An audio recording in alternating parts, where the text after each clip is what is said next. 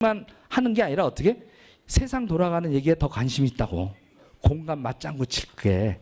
그래서 먼저 오픈 마인드가 됐을 때 정보가 들어가듯이 그렇게 하려면 현실점검이 여러분들이 가서 말할 때는 이걸 풀소트로 얘기를 하는 게 아니야. 이거는 어떻게 터치해놓고 여기 와서 듣게 하는 거야. 여기 와서 이거는.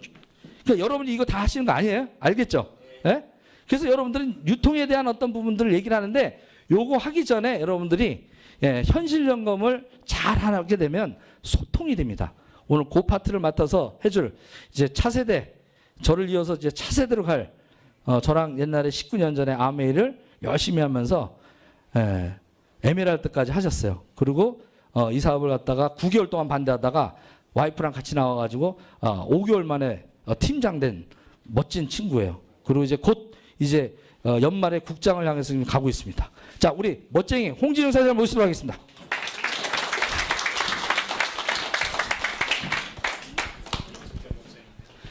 안녕하십니까. 다이아몬드 마스터 홍진영입니다. 참 19년 만에 무대에 서보네요. 예, 지금 좀 전에 저한테 저를 소개해 주신 문호성 사장님이 저의 스폰서십니다. 예, 기쁠까요? 안 기쁠까요? 예, 무지하게 좋죠. 예, 그리고 지난주에 여기서 제품 설명을 해주셨던 이정혜 다이아몬드 마스터랑 한 집에 같이 살고 있습니다. 예, 사실 뭐 제 소개를 간략하게 드리면 저는 대학교 졸업하기 전에 4학년 때 삼성에 이제 특채로 입사가 돼서 그 4학년을 굉장히 즐겁게 이제 놀면서 공부하고 이렇게 하면서 이제 삼성에 입사를 미리 해서 한 5년 정도 직장 생활 후에 이제 미국계 반도체 회사를 옮겨서 상당히 오랫동안 이제 그쪽에서 근무를 했고요. 그 이후에는 이제 또 홍콩계 부동산 펀드에서 펀드 매니저로서도 이제 또 수년간 일을 했습니다. 그래서 제가 아메이를 했던 거는 이제 미국계 반도체 회사에 근무할 때 저희 회사 임원으로부터 이 사업을 전달받았어요.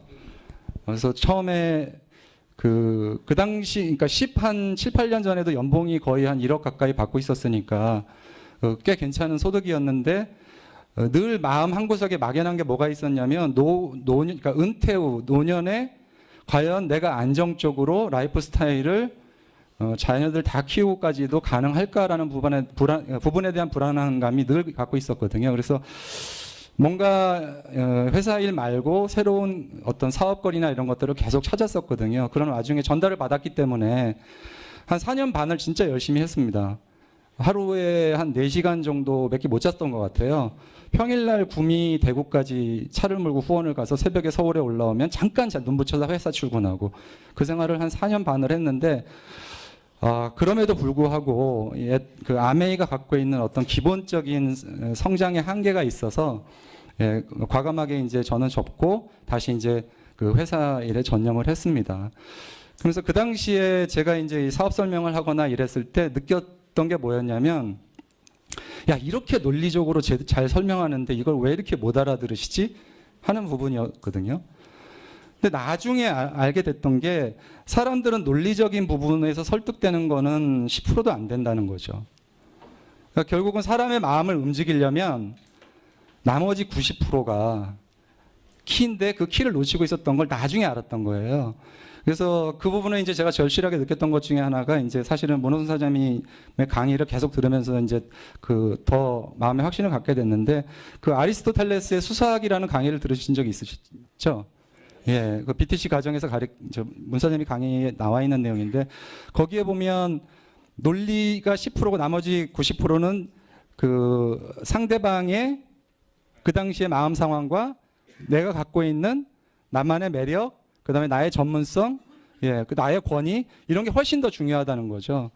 그래서 상대방한테 이 사업 설명을 하기 전에 분명하게 전달돼야 될 게 뭐냐면 나에 대한 거부감이라든가 나에 대한 어떤 그 신뢰를 정확하게 전달한 상태에서 이 사업이 전달해야지만 훨씬 빨리 흡수가 된다는 겁니다. 그래서 그냥 너 이렇게 좋은데 왜 안 해라는 거는 뭐 실패할 확률이 굉장히 90% 이상의 실패 확률을 갖고 있다는 거죠. 그래서 논리적인 설명만 가지고는 절대로 되지 않거든요. 그래서 제가 느낀 건 결국은 아까 이제 말씀하신 내면적 자아가 커져서 상대방이 나를 봤을 때 도대체 이 사업이 뭐길래 이 사람이 이렇게 바뀌었나? 라는 호기심이 들 때 내가 논리적으로 설명했을 때 그 부분을 받아들이게 된다는 거죠. 그래서 사업 설명 듣자마자 나가시는 분들이 나가서 바로 설명하면 100% 깨지는 이유가 그런 것 때문이거든요. 그래서 내면적 자아의 성장 없이 이 사업이 성공하기는 거의 어렵다고 봅니다. 그래서 오늘 이제 제가 준비한 내용은 뭐냐면 한국경제 2017년 우리는 지금 어디로 가고 있느냐 하는 부분인데요. 우리가 어디로 가는지를 왜 알아야 할까요? 실제로 기업이든 개인이든 국가든 미래가 어떻게 흘러가는지 정확히 예측이 안 된 상태에서 일을 하거나 아니면 국가 경제를 끌고 나가면 거의 망할 확률이 대단히 높습니다. 그러니까 가까운 미래만 정확히 우리가 볼 수 있어도 사실은 성공 확률은 굉장히 높아지는 거거든요. 근데 많은 분들이 집을 사거나 아니면 사업을 할 때 현재 우리가 처해 있는 사회 환경에 대한 정확한 인식이나 분석 없이 그냥 지금 막연하게 할 게 없으니까 일을 저지르시는 분들이 태반이거든요. 구글에서 선정한 세계 최고의 미래학자 토마스 프레이라는 그 학자가 한국에 왔었죠. 그리고 명견말리라는 프로그램에도 출연했습니다. 그분이 그 전 세계 0.1% IQ 높은 그 그룹의 이제 멤버이기도 한데 그분이 하신 말씀 중에 질문이 있었어요. 강의 초반에.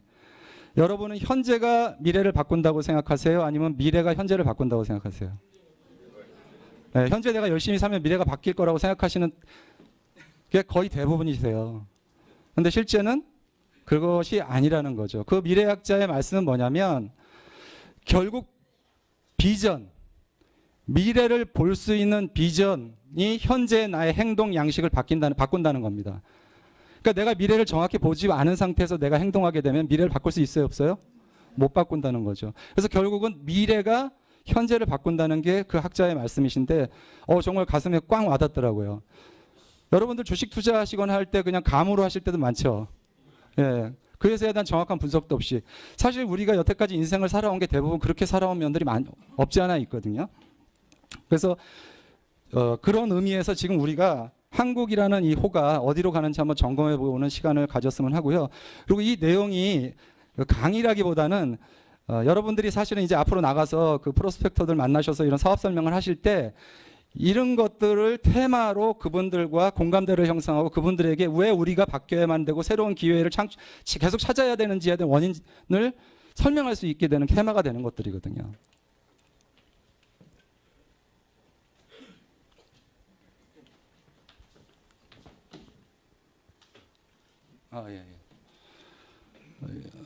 예, 오늘 여기 계신 분들은 전부 다 여기 가운데에 있는 요 노란 예, 인형처럼 너무나 집중들을 잘 해주시고 계시네요. 감사합니다.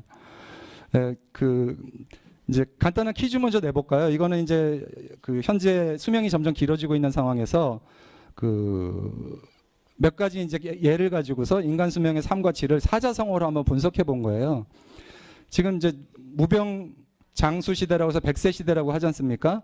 자, 그럼 오래 사는데 병도 없고 돈도 많아요. 이걸 사자성어로 뭐라고 할 수 있을까요? 유비무환이요? 네, 유비무환은 미리 준비하는 거고. 예. 예, 정답입니다. 금상첨화입니다. 예, 이렇게 맞히시면 돼요. 예. 예, 상품은 저 나중에 찾아오세요. 예. 기억해 놓을게요. 그다음에 오래 사세요. 오래 사시는데 병이 걸리셨네. 근데 돈은 이게 뭐죠? 아유, 예. 여기 이렇게 우수하신 분들이 많으세요. 예, 천만다행입니다.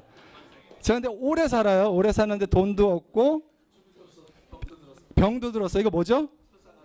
예, 설상가상이죠. 근데 오래 살고 병은 없어. 근데 돈이 없어요. 그럼 뭘까요? 네? 재수 없어. 뭐, 답을 아시는 분이 없네요. 문전걸식입니다. 자, 여기 계신 분 중에 나는 여기 당당하게 금상첨화나 천만다행에 속한다. 한번 손 들어보세요. 당당하게 나는 저기에 들어갈 수 있는 분이다. 축하드립니다. 저기 한 분 계시고 저기도 한 분 계시고. 사실은 여기 계신 분들 중 어느 누구도 열심히 안 사신 분들은 없을 거예요. 정말 최선을 다해서 하루하루 열심히 사셨고, 심지어는 하도 열심히 사시다 보면 어떤 분들은 24시간 식당도 하시잖아요. 24시간 식당문 열어놓는 것보다 더 열심히 사실 수 있는 방법이 있나요? 근데도 불구하고 왜 우리 대부분이 1, 2번 케이스에 못 들어갈까요? 예, 그것도 답입니다.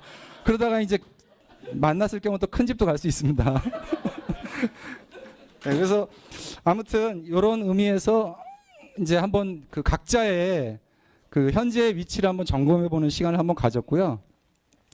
현재 2015년 이후에 우리나라 대한민국의 경제 환경을 놓고 보면 크게 이제 이저일고 시대라고 합니다. 이저일고가 뭐냐면 저성장 하도 뉴스에서 많이 들으셨죠? 지금 현재 우리나라 평균 성장률이 2% 중반대입니다. 3년 연속. 그 얘기는 뭐냐면 거의 성장 없이 가고 있다는 얘기죠. 그리고 그러니까 저성장이라는 얘기는 결국 뭐냐? 수출도 안 되고 내수도 안 살아난다는 얘기입니다.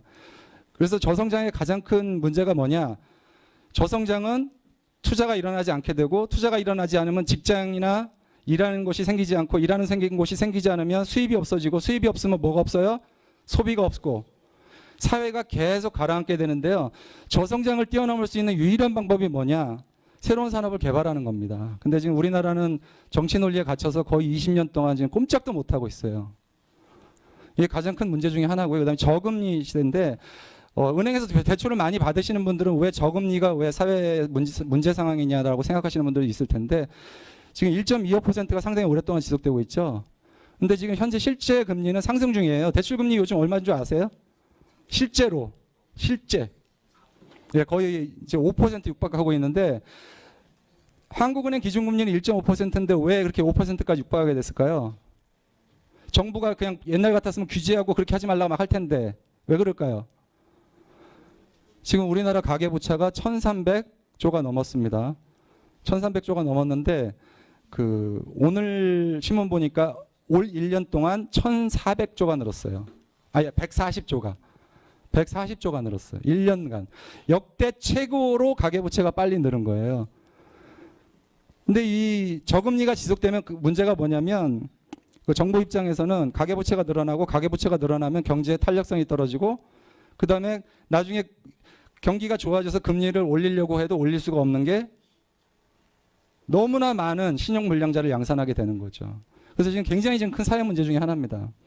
그 다음에 세 번째가 고령화. 이 고령화는 조금 있다가 이제 뒷부분에 좀 심각하게 다룰 텐데, 그 일본이 지금 고령화 때문에 엄청나게 심각한 상황을 겪고 있어요. 두부 한 모 사러 30분을 걸어갑니다. 그리고 그 주유소에 기름 넣으려고 30분을 운전하고 가고요. 인구가 줄어들다 보니까 기존에 있었던 가게들이 다 문을 닫고 주유소가 문을 닫아요. 6만 개에서 4만 개로 줄었어요, 주유소가. 우리나라도 지금 일본을 쫓아가고 있죠. 그래서 저성장이 우리 처음 이제 파트에 있는 저성장이 우리 삶에 주는 의미가 도대체 무엇인지 한번 신중하게 한번 생각해 볼 필요가 있는데, 앞부분에 잠깐 짚은 것처럼, 그러면 여러분이 저성장 때문에 전 세계적으로 일어나는 현상이 있어요. 다 아는 현상. 어떤 게 있었을까요? 예, 오바마 대통령 다음에 누가 대통령 됐죠? 예, 트럼프가 대통령 된 게 저성장이 가장 큰 원인 중에 하나입니다. 미국의 모든 마트에 가보면요, 중국이나 동남아에서 생산하는 싼 인건비로 만들어진 제조품이 다 차 있어요. 미국에서 생산되는 거 거의 없습니다. 그러다 보니까 미국 내의 직장들이 다 어떻게 됐을까요? 문을 다 닫았어요. 이번에 트럼프한테 몰표를 준 모든 지역은 과거에 잘 살았던 동네들입니다. 공장이 많아가지고. 그래서 저성장 속에서 그 사람들은 점점 자기주의가 되죠. 남 탓하게 되고, 그러면서 트럼프가 대통령이 된 건, 이 사람은 반자유무역주의자다. 이 사람은 반이민주의자다. 국민들한테 그렇게 보인 겁니다. 이 사람은 우리나라 아메리카만을 위해서 열심히 하겠구나. 그게 이제 저성장의 한 현상으로 발생된 거죠. 그 다음에 두 번째가 작년에 좀 시끌시끌했던 게 뭐 있죠? 브렉시트 마찬가지입니다. 그러니까 EU에 있는 많은 나라들이 다 직장을 가려고 어디로 갔냐? 영국으로 가고 독일로 갔어요. 그러다 영국에 있는 그런 사람들은 어떻게 됐을까요? 예, 실직자가 되는 겁니다. 왜? 영국 사람들보다 유럽에 못 사는 나라에서 온 EU 다른 국가에서 온 사람들이 인건비가 싸니까.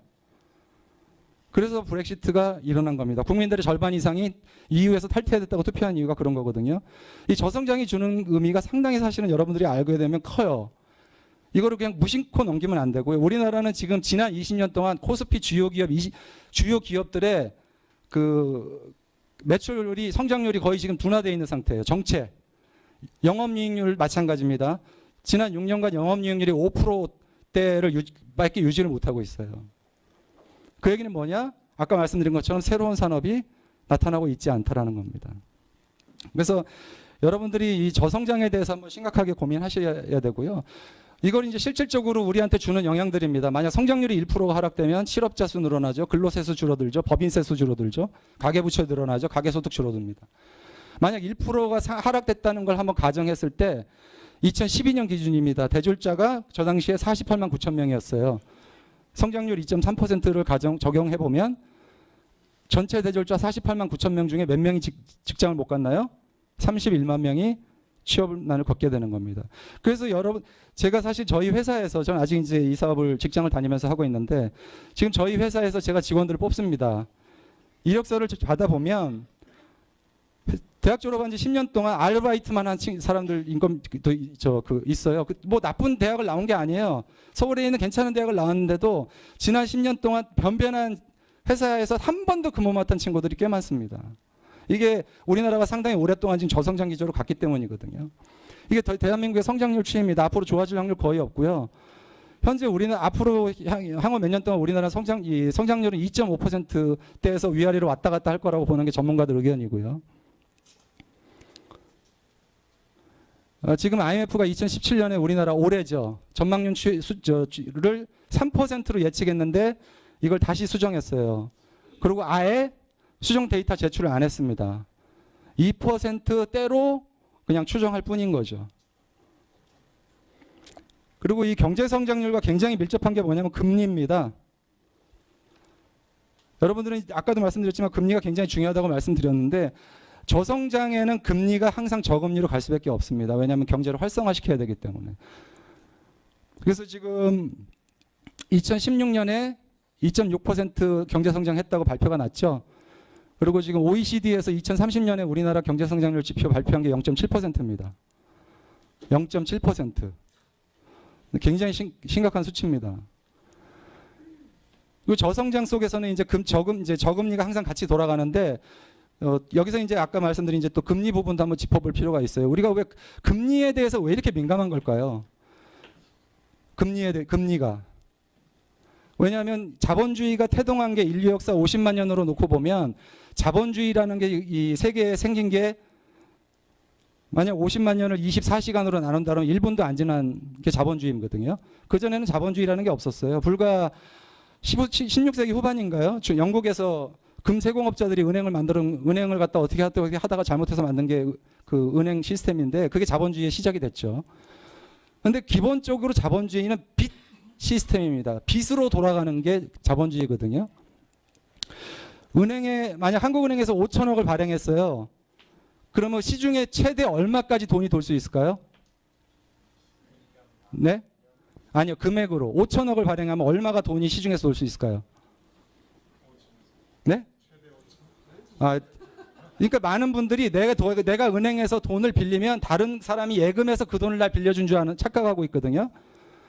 사실은 이 자본주의 시스템은 실제 이 자본주의 시스템은 은행가들을 위한 시스템이나 마찬가지인데요. 5천억을 발행하면 실제 시중에 돌아다닐 수 있는 돈이 얼마냐면 6조 60억입니다. 지급 준비율이라는 거 아시죠? 예, 지급 준비율 현재 3.5%, 평균 지급 준비율이 3.5%죠. 3.5%를 지급 준비율 기준으로 봤을 때 5천억을 발행했는데 6조 60억 원이 대출돼요. 그게 어떻게 가능하냐? 5천억이 만들어져서 투자자한테 돈을 빌려서 줍니다. 이 사람은 물건 사고 어떻게 해서 또 5천억을 또 쓰겠죠? 이 사람은 이걸 들고 다 쓰나요? 은행에 또 집어넣죠. 들어간 돈의 3.5%만 남겨놓고 이 사람들은 또 대출해 줍니다. 이 시스템으로 돌아가는 게 현재 자본주의 시스템이에요. 은행 금융 시스템. 그래서 신용통화가 저렇게 발생하는 겁니다. 실제 돈은 5천억밖에 없는데 장부상에 돈이 생겨서 6조 60억이라는 빚이 생기는 겁니다. 결국은 이 전체 세상에. 그러니 금리 1%만 올라도 얼마나 민감해지고 내려도 얼마나 민감해지겠습니까? 그래서 여러분들이 신문에 나오는 금리에 대해서 굉장히 민감하셔야 되고요. 금리가 어떻게 변하느냐에 따라 채권을 팔아야 될지, 부동산을 팔아야 될지, 주식을 사야 될지 이런 것들이 다 정해져 있어요. 법칙적으로는. 물론 이대로 100% 돌아가진 않지만 그 시점이 이 시점인지 모르기 때문에 전문가들밖에 못하는 게 금융투자긴 하죠. 그래서 금리에 대해서 민감하게 아셔야 되고요. 지금 우리나라 가계소득과 가계대출에 대한 비교인데 이 큰 문제가 뭐냐면 가계소득 증가율은 2.6%밖에 안 됐습니다. 2015년도 1분기 기준입니다. 2015년도 1분기 기준으로. 소득은 2.6%밖에 안 올랐는데 동기 가계빚이 몇 퍼센트 올랐어요? 7.3%. 몇 배입니까? 예, 3배. 예, 내 소득 올라가는 것보다 빚이 3배가 더 늘었다는 거죠. 또 가계 부채가 늘어나면 소비가 어떻게 될까요? 예, 엄청나게 줄어듭니다. 그래서 지금 OECD 국가 평균의 가계 부채가 와 처분 가능 소득이 내가 이걸 다 팔아서 은행 뭐 이렇게 처분할 수 있는 이런 처분 가능 소득이겠죠. 뭐 그런 것들이 OECD 국가 평균이 132%입니다. 근데 한국은 몇 프로예요? 151%. OECD 국가 중에 우리보다 높은 나라들이 유일하게 한 5개국 정도가 있는데 전부 다 어디 있냐면 북유럽에 있습니다. 북유럽에 잘 사는 나라들. 신기하죠? 그 왜 그럴까요? 사회보장 제도가 하도 잘 돼 있다 보니까 이 나라 사람들은 굳이 자산을 많이 갖고 있을 필요가 없어요. 그래서 가처분 소득이 필요 없는 사람들. 그렇게 많이. 그러다 보니까 거꾸로 우리보다 가계부채가 그 비율로 보면 높은 거지 OECD 국가 중에서는 사실 우리나라가 지금 이 가처분 소득 대비 가계부채가 가장 높다고 보시면 됩니다. 그런 이유를 빼고는. 근데 이제 우리한테 지금 그 발등에 떨어진 불이죠. 오늘 신문에 나왔는데 IMF가 한국에다가 경고했습니다. 가계부채 너무 많다고. 가계부채가 가장 기형적으로 많은 나라로 해서 발표가 됐는데 미국 같은 선진국들은 대부분 부채가 발생되는 나이가 30대에서 40대입니다. 근데 한국은 지금 부채 픽스 맥시멈에서 줄어드는 나이가 56세. 그 원인이 뭐냐?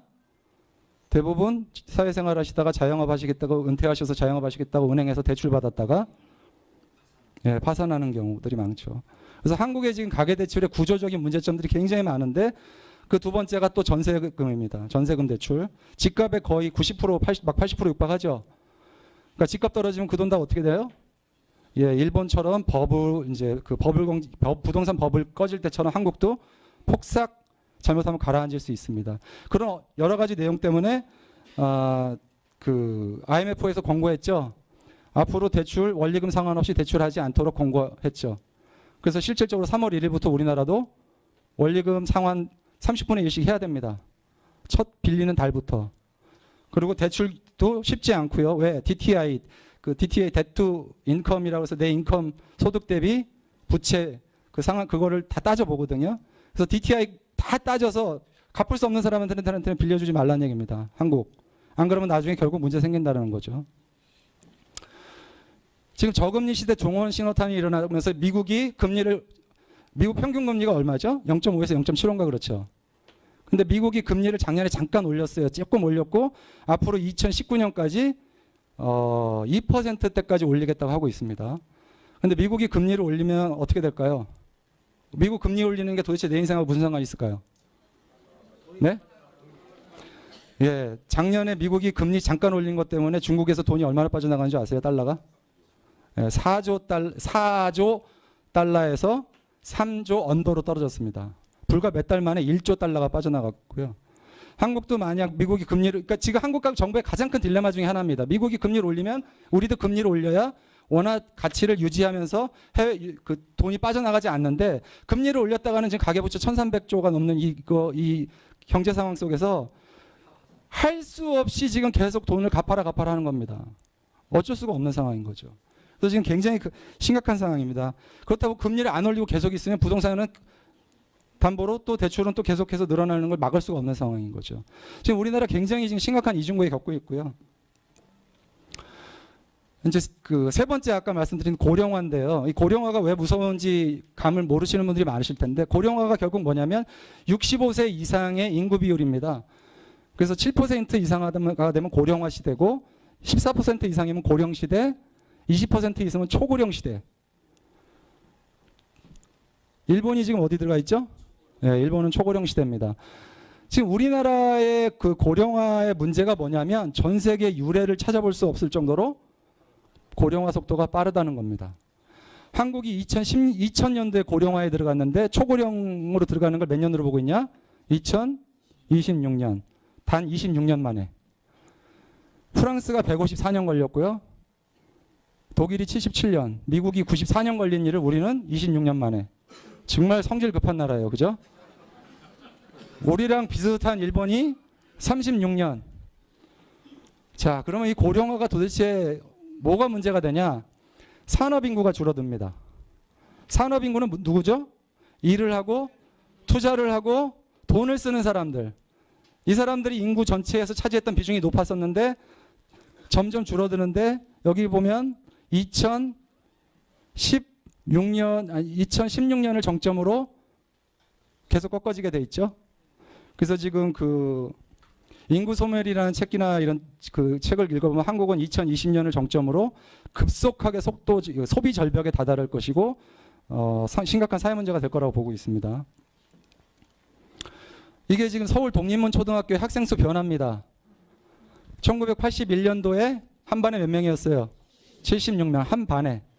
근데 2011년에 지금 한 반에 몇 명이에요? 2017년입니다. 제가 잘못 썼네. 2017년에 한 반에 27명인데 지금 1학년 전체가 69명입니다. 1학년 전체가. 과거 한 반도 안 돼요. 이게 여러분이 잘 모르시고 계셨던 현실이고요. 지금 교사 수는 어떻게 될까요? 교사 수가 현재 2만 5천 명이 남아요. 근데 그냥 있어요. 그래서 요즘 그 교사 아시는 교사분한테 물어보시면요. 옛날에는 나이 많은 교사들 담임 맡겼나요? 안 맡깁니다. 예우해드리나고. 근데 연구 발표 시키나요? 안 시켰죠. 요즘 빡세게 돌립니다. 왜? 그만두시게 하려고. 네, 젊은 애 지금 교대 막 졸업한 애들이 사원대 졸업한 애들이 계속 놀고 있어요. 자리가 없어서. 10년 뒤에는 교사가 지금 4만 명이 남게 돼 있습니다. 지금 통계적으로. 이게 이게 저 기사들 날짜들 보세요. 책 그렇게 멀지 않은 것들입니다. 독립문 초기에 학생 수 변합니다. 지금 한 1년에 84만 명씩 낳다가 42만 명까지 줄었어요. 근데 뭐 비교할 건 아니지만 중국이 1년에 몇 명 낳죠? 1,800명 정도, 800만 명 정도 낳습니다. 중국 애들이 우리나라 와서 한 번만 놔주고 가면 좋을 텐데.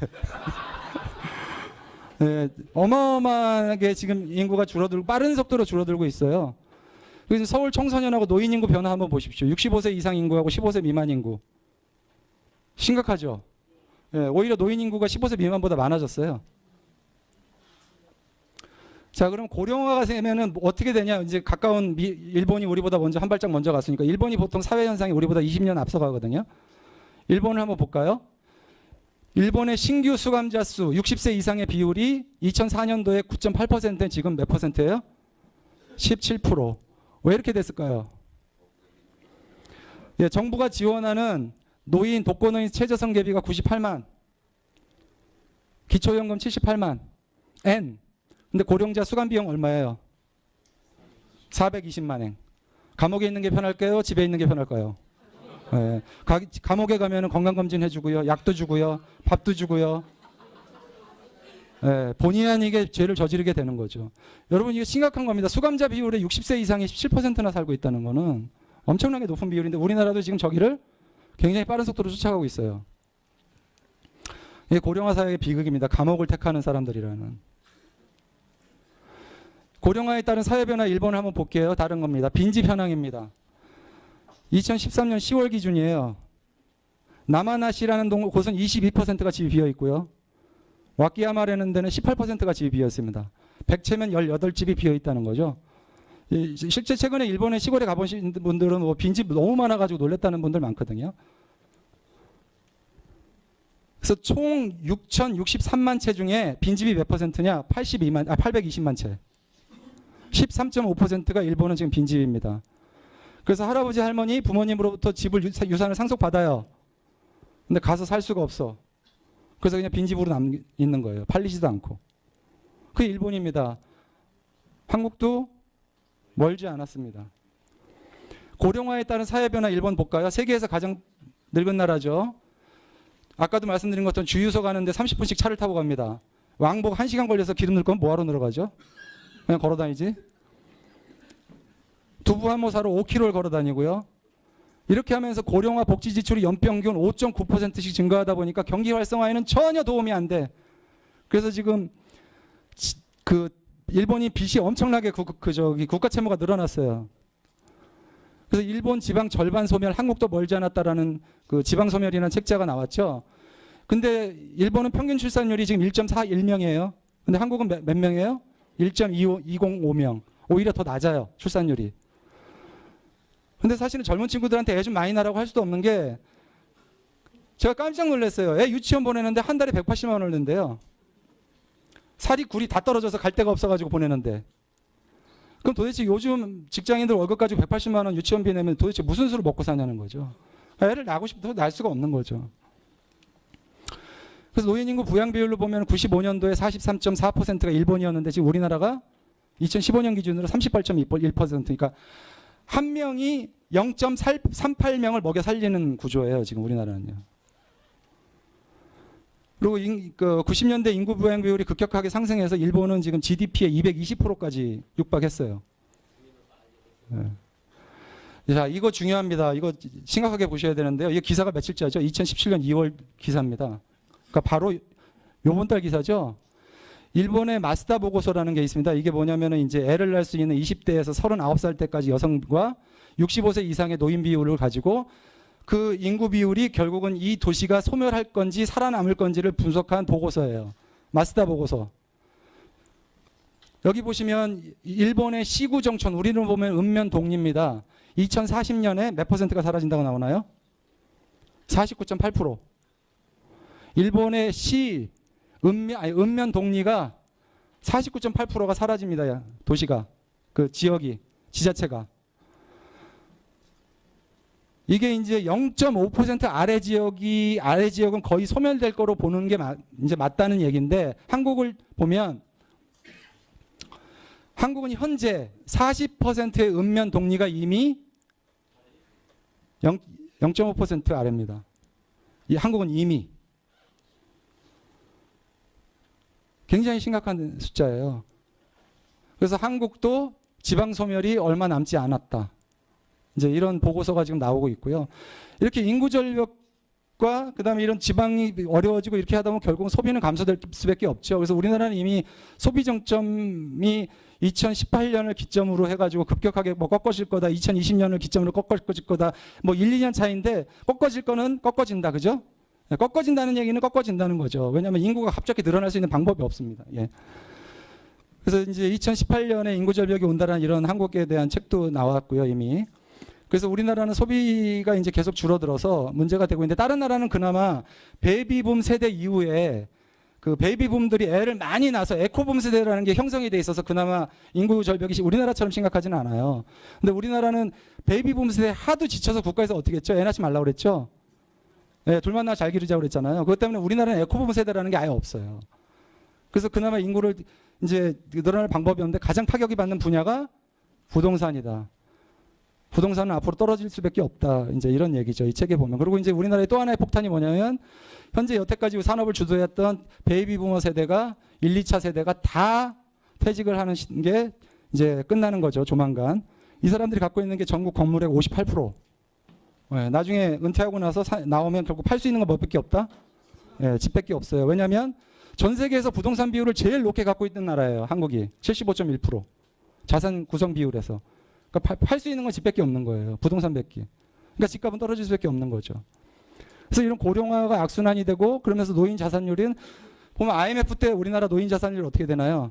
IMF 이후에 치솟죠. 그러니까 사회 현상하고 이게 굉장히 밀접하게 돌아가고 있고요. 아무튼 이런 내용들이 계속해서, 거기다가 이제 뭐 아직 얘기도 못했지만 이런 4차 산업혁명이 기다리고 있는데, 4차 산업혁명에서 아까 얘기했던 그 토마스 프레이가 한 얘기가 있죠. 앞으로 2030년까지 전 세계 직장이 20억 개 정도 없어진다고. 그래서 이런 이제 심각한 얘기들이 남아 있어요. 그래서 이런 것들은. 네. 그래서 네. 요거 마지막 퀴즈입니다. 네. 요게 무슨 뜻일까요? 네. 훌륭하십니다. 예, 뭐 많은 건 아니지만 때는 있다 이렇게 해석하는 사람들 많으신데요. 예, 화장실이란 얘기입니다. WC. 이렇게 제가 이걸 왜 써놨냐면 이렇게 멋지게 사자성어로 표현하면 이걸 멋있게 사람들이 생각하시는 부분들이 있어요. 포장을 잘 해놓으면. 근데 사실 애터미가 다단계라는 이유 하나만으로 포장이 잘못되어 있다는 이유 하나로 사람들이 싫어하시고 외면하시거든요. 포장이 중요한 건 아니라는 거죠. 내면이 중요한 거죠. 예, 이상으로서 마치겠습니다.